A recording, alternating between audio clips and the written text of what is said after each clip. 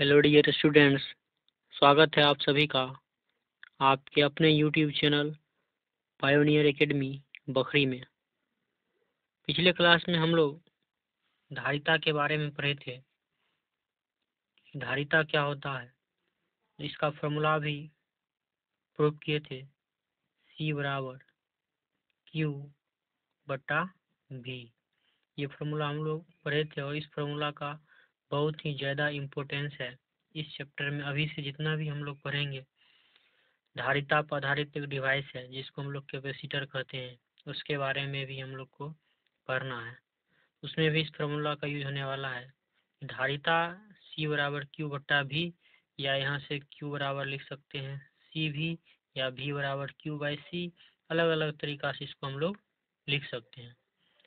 अब धारिता होता है किसी चालक में आवेश को जमा करने की कितनी क्षमता है, कितना कैपेसिटी है, वो उसकी धारिता कहलाती है। अब हम किसी चालक को जब आवेशित करते हैं, जब हम कोई चालक अनावेशित है, इस पर कोई चार्ज नहीं है, इसको जब हम आवेशित करते हैं तो आवेशित करने के क्रम में अगर ये आवेशित हो जाता है तो इसमें कितना एनर्जी स्टोर होता है। अगर ये चालक 0 चार्ज था, इसको हमने Q चार्ज दे दिया, तो इस चालक में कितना एनर्जी स्टोर होगा, इसके बारे में भी हम लोग को पढ़ना है। तो आज का हमारा यही पॉइंट है कि आवेशित चालक में संचित विद्युत स्थिति ऊर्जा का व्यंजक प्राप्त करें। कोई चालक है, उसको आवेशित करेंगे तो उसमें कितना पोटेंशियल एनर्जी स्टोर होगा। तो पोटेंशियल एनर्जी क्या होता है कि किसी वस्तु को अगर अनावेशित अवस्था से आवेशित अवस्था में लाने के लिए जो कार्य करना पड़ता है, वही इसमें पोटेंशियल एनर्जी के रूप में स्टोर हो जाता है। तो इसको अगर पहले 0 चार्ज था, इस पर Q चार्ज दे दिए, 0 चार्ज से Q चार्ज देने में कितना वर्क करना पड़ा, वही इसकी क्या होगी, पोटेंशियल एनर्जी होगी। और इस फार्मूला का यूज होने वाला है हम लोग का V बराबर W बटा Q, V बराबर W बटा Q, या यहाँ से हम लोग W बराबर Q इंटू V भी लिख सकते हैं। W बराबर Q भी या VQ, इस फार्मूला का भी यूज होने वाला है। तो चलिए शुरू करते हैं। तो स्थिर ऊर्जा होता क्या है कि किसी वस्तु को अनावेशित अवस्था से आवेशित अवस्था तक लाने में जो कार्य करना पड़ता है, वही उसकी पोटेंशियल एनर्जी होता है। इसको चलिए लिख लेते हैं। जैसे अगर कोई आवेशित, पहले देखते हैं इसको, चालक हम लेते हैं, कोई चालक है,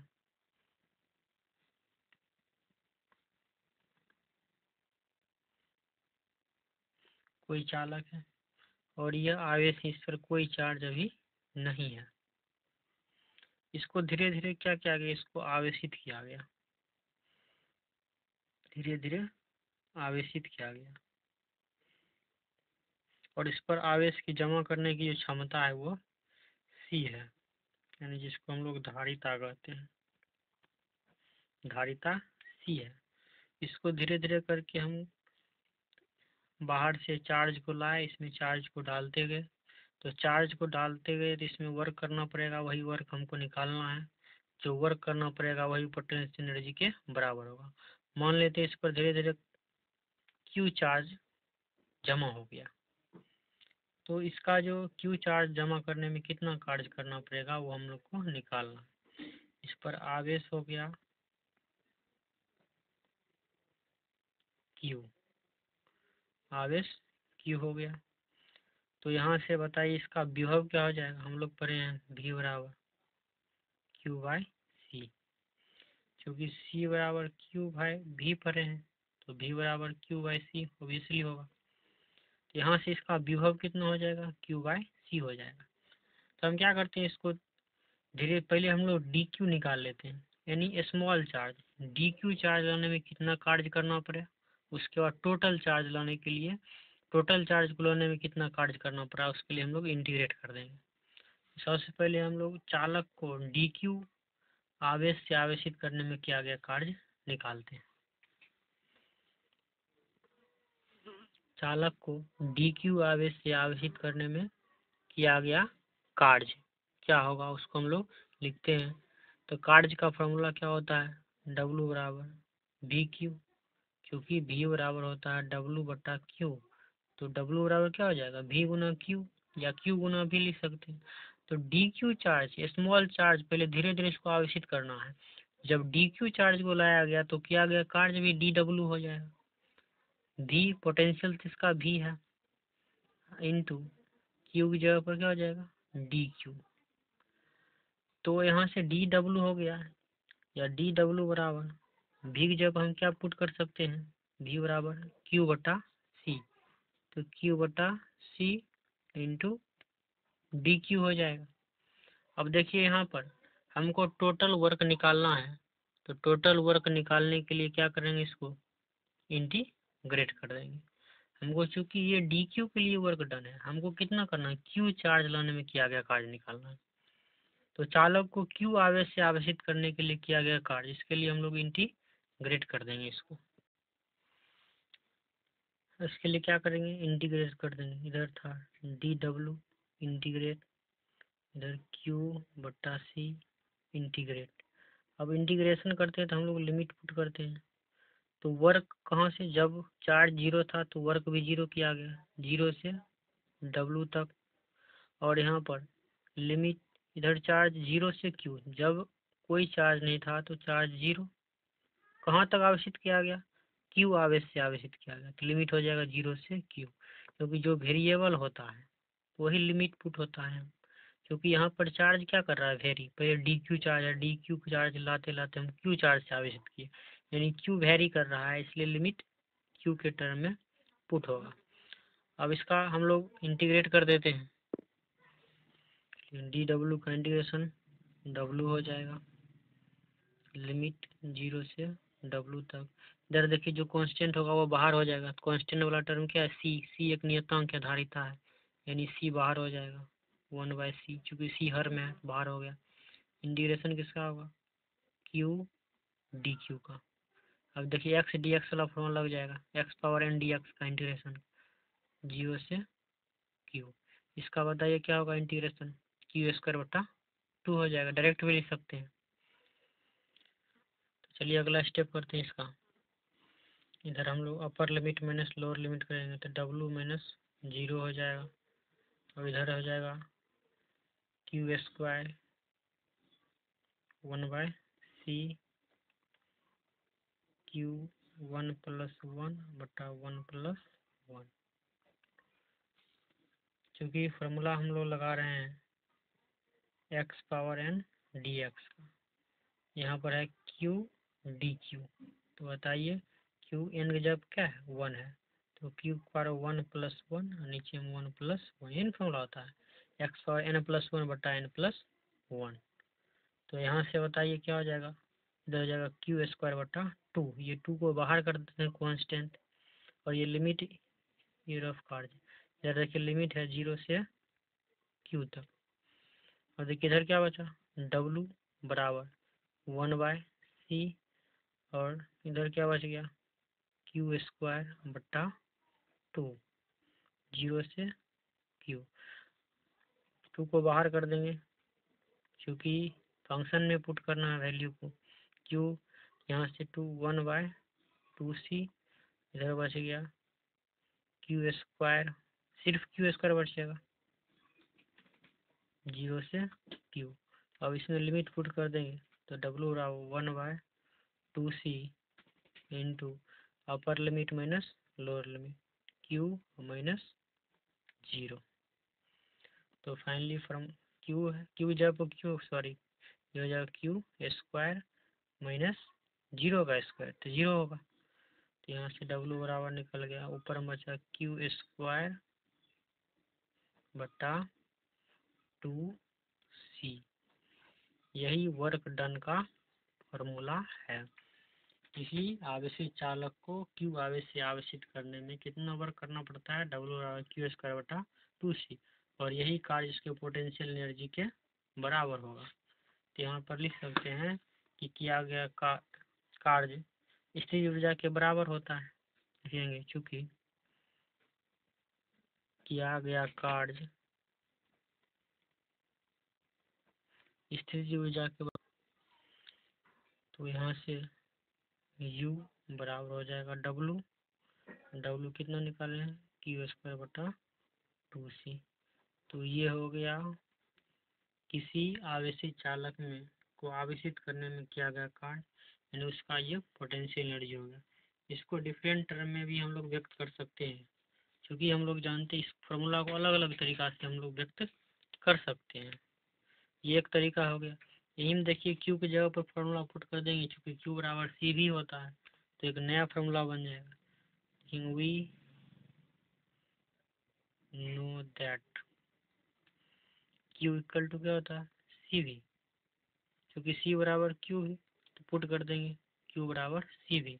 तो यहाँ पर बताइए फॉर्मूला बन जाएगा U बराबर Q की जगह पर CV कर देंगे पुट, CV² 2C। तो यहाँ से इसको लिख सकते हैं C²V²/2C। एक C कैंसिल हो जाएगा, ये C कैंसिल हो गया, तो U बराबर क्या बचा, इधर बचा 1/2CV², यानी ये भी फॉर्मूला निकल गया 12CV²। इसी में अगर C की जगह पर Q/V पुट कर देंगे तो एक और फॉर्मूला निकल जाएगा QV का, 12QV।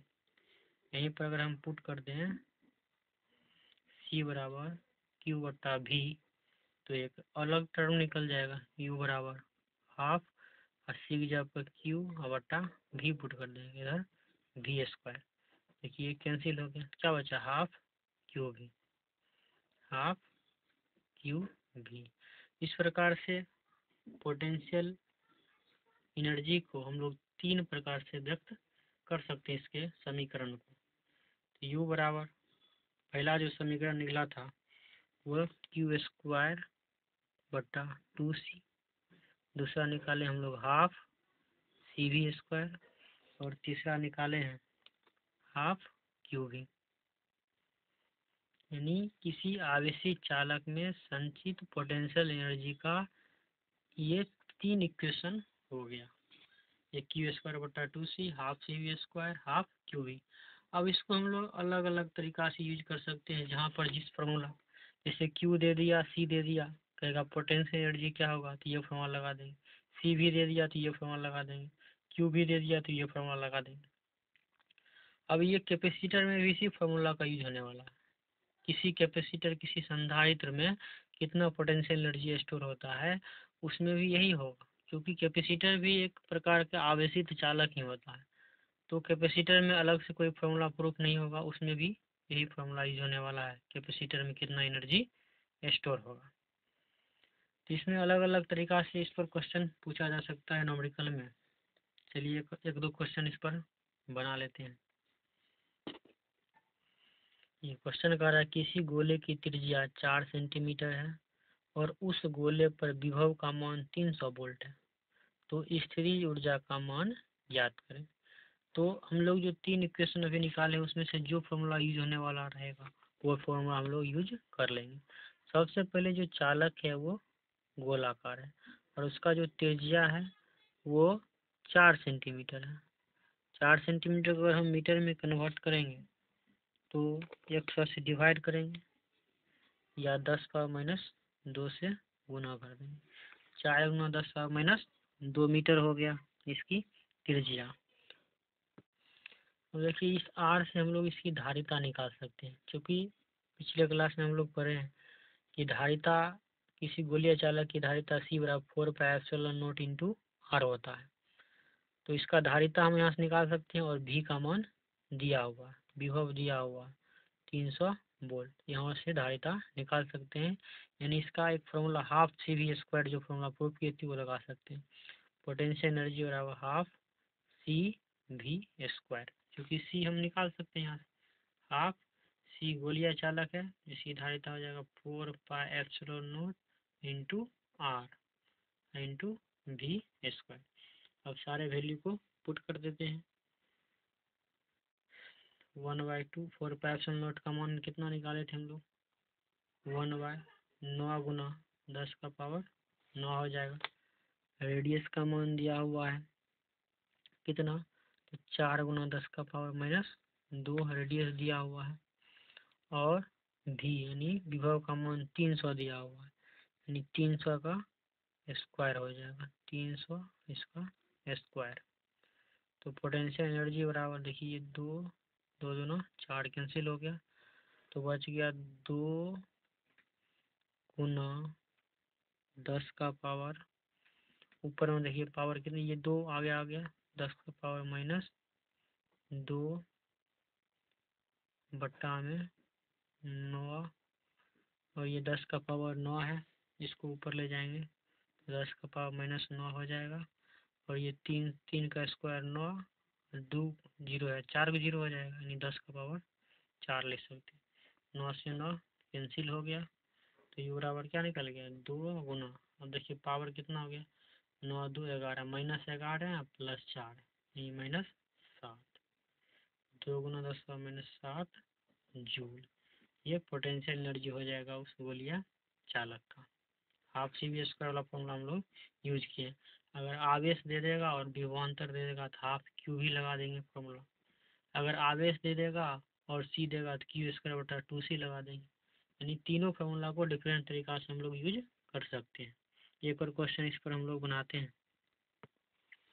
किसी गोलीय चालक से 10 का पावर 5 इलेक्ट्रॉन हटाया जाए और उस चालक पर विभव का मान 500 वोल्ट है, तो स्थिर ऊर्जा का मान ज्ञात करें। यानी देखिए सबसे पहले क्या विभव भी दिया हुआ है, और इससे क्या निकल सकता है, ये नंबर ऑफ इलेक्ट्रॉन, इतना इलेक्ट्रॉन से निकाल लिया गया। तो इलेक्ट्रॉन जब निकाला जाता है तो वस्तु क्या हो जाता है, धन आवेशित हो जाता है। जो फर्स्ट चैप्टर में हम लोग Q बराबर NE फॉर्मूला पढ़े थे, वहाँ से Q निकाल सकते हैं, चार्ज निकाल लेंगे और विभव का मान दिया हुआ है तो फॉर्मूला लगा देंगे हाफ Q इंटू V का। ये नंबर ऑफ इलेक्ट्रॉन 10 का पावर 5 इलेक्ट्रॉन इससे हटाया जाता है, तो चार्ज कितना हो जाएगा, Q बराबर N इंटू E, N का मान 10 का पावर 5, E 1 इलेक्ट्रॉन का आवेश है, 1.6 गुना 10 का पावर -19 कूलम, यानी यहाँ से Q निकल गया 1.6 गुना -19 +5, यानी 10 का पावर कितना बच जाएगा, -14 कूलम। इतना चार्ज हो गया। और विभव का मान कितना दिया हुआ है, 500 वोल्ट विभव दिया हुआ है। तो करा इसका पोटेंशियल एनर्जी क्या होगा, U बराबर लगा देंगे formula half Q V। Half Q का मान 1.6 गुना 10 का पावर -14 और V 500 वैल्यू दिया हुआ, सबको कैलकुलेट कर लेंगे, फाइनली आंसर निकल जाएगा। पॉइंट को उड़ा दिए, नीचे हम 10, ये देखिए कैंसिल हो रहा है, ये कैंसिल हो गया, और 2 से भी कैंसिल होने वाला है, ये 2 8 16, तो फाइनली निकल गया 8 पंचे 40, 400 गुना 10 का पावर -14, या इसको हम लोग 2 जीरो इस पर ला देंगे, 2 जीरो इस पर बढ़ जाएगा, 4 गुना 10 का पावर, ये 2 जीरो इस पर +2 कर देंगे तो कितना हो जाएगा -12, यानी 4 गुना 10 का पावर -12 जूल एनर्जी स्टोर होगा, पोटेंशियल एनर्जी उस गोलिया चालक का। इस प्रकार से किसी चालक में संचित पोटेंशियल एनर्जी का हम लोग फार्मूला पढ़ें और उस पर न्यूमेरिकल भी बना लें। इस फार्मूला को बहुत ही इम्पोर्टेंट फार्मूला है, इस तीनों फार्मूला को याद रखना है, Q² 2C, half CV square और हाफ QV। ये पोटेंशियल एनर्जी का तीनों फार्मूला है और तीनों को अलग अलग तरीका से यूज कर सकते हैं। इसका मेन अगर एक भी फार्मूला याद रहेगा उससे हम लोग ये सभी फार्मूला निकाल सकते हैं। तो चलिए आज के लिए इतना ही रहते हैं, अगले लेक्चर में हम लोग पढ़ेंगे इस पर आधारित एक डिवाइस के बारे में जिसको हम लोग कैपेसिटर कहते हैं। कैपेसिटर के बारे में अगले क्लास में हम लोग पढ़ेंगे। वीडियो देखने के लिए धन्यवाद। वीडियो यदि अच्छा लगे तो इसको लाइक ज़रूर कीजिएगा और अपने दोस्तों के बीच शेयर कर दीजिएगा।